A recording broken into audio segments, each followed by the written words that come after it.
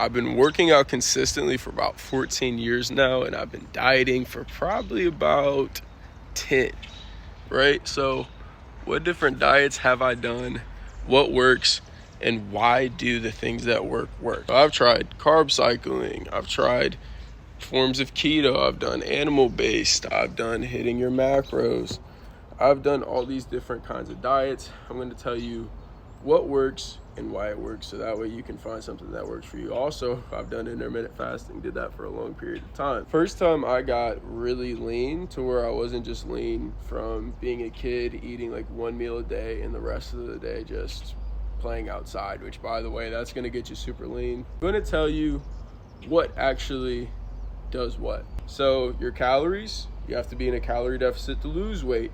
Your macros, once you get to a certain protein goal, which is around 0.8 grams per pound of body weight, that's wherever you are going to maximize your body composition, which means how much muscle you're packing on or keeping and how much fat you're losing at a specific body weight or a rate of weight loss or weight gain. After that, it's the law of diminishing returns. And now this is different, 0.8 grams per pound of body weight. That's just an estimate. It doesn't depend strictly on your body weight.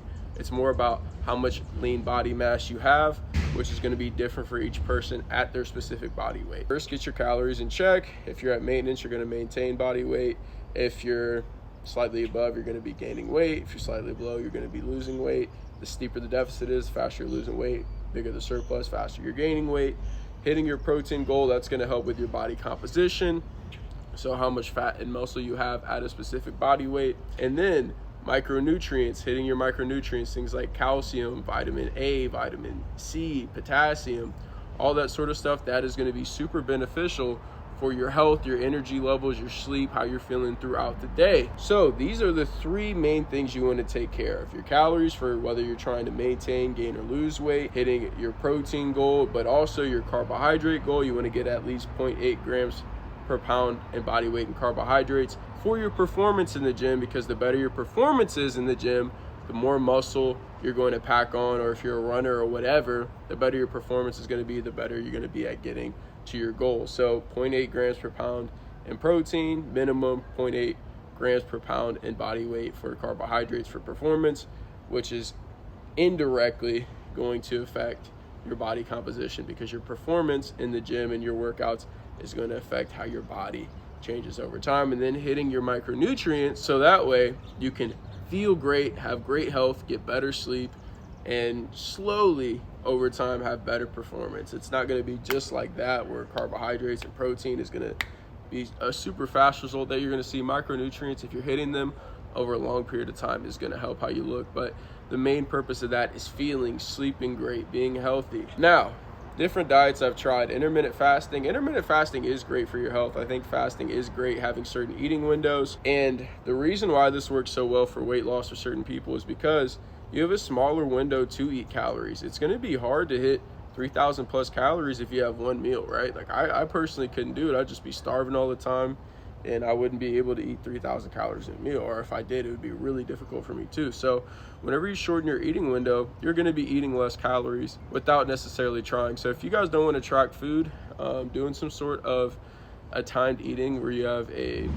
6-hour eating window, 8-hour eating window, 2-hour eating window, whatever, that's a good way of losing weight without having to really track stuff. Now, when I did intermittent fasting before, I was tracking. I've also done it to where I'm not tracking. I notice I do get leaner from that just because I'm naturally eating less calories. I have a shorter eating window, and I'm able to get away with having more foods that I enjoy because I'm just not eating as much food, as many calories, period. So that's why intermittent fasting works. Fasting also has great health benefits. So if you want to do it for that, you're going to look less bloated throughout the day until obviously you eat those huge meals, which you kind of have to eat with intermittent fasting. You don't have to, but it's just you're more prone to do it. So yeah, that's intermittent fasting. The next one, I've done carb cycling.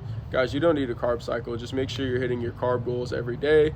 Like I was saying, that 0.8 grams per pound of body weight or higher, if you're able to fit that in your calories, you're just going to feel way better. You don't have to have these days where you're getting flat from not getting carbs, your muscles are flatter, and then boom, carbon up. You can just have consistent energy flow and consistent great workouts if you just continuously have a sufficient amount of carbs, and you're gonna consistently have better workouts instead of, ooh, I need to hit my carbs the day before so that way I can have a good leg workout because my legs are weak. That's just overcomplicating stuff. You don't need to do all that. Just hit your nutrient goals every single day, where you're hitting your carbs, you're hitting your protein, whatever extra amount of calories you have, you're filling that up with fat, which is good for your skin, regulating hormones. And guys, the lower your calories are too, the more whole foods you want to eat, just so that way you can hit all these, like hitting your macros and micronutrients. Oh, that's all you have to do. You can't fit that much junk food in there. So yeah, if it fits your macros, it's cool and everything, and you can do it in unhealthier ways. But if you're hitting your macros and micronutrients, you're only going to have so much room for foods that cause inflammation anyway, maybe 200 to 500 calories a day of it. And then besides that, you have to be eating pretty on point. Like, there's no diet where you can just kind of lollygag or whatever. I mean, you can have like a half decent diet and still see great results, but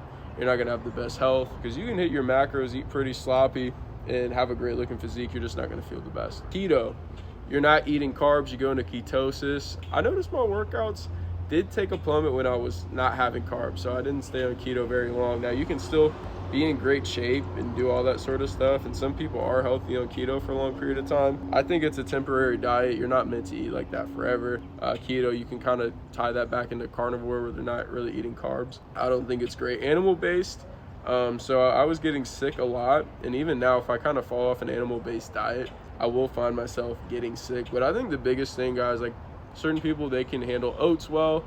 Animal-based, they don't have vegetables. I think it's good to have vegetables.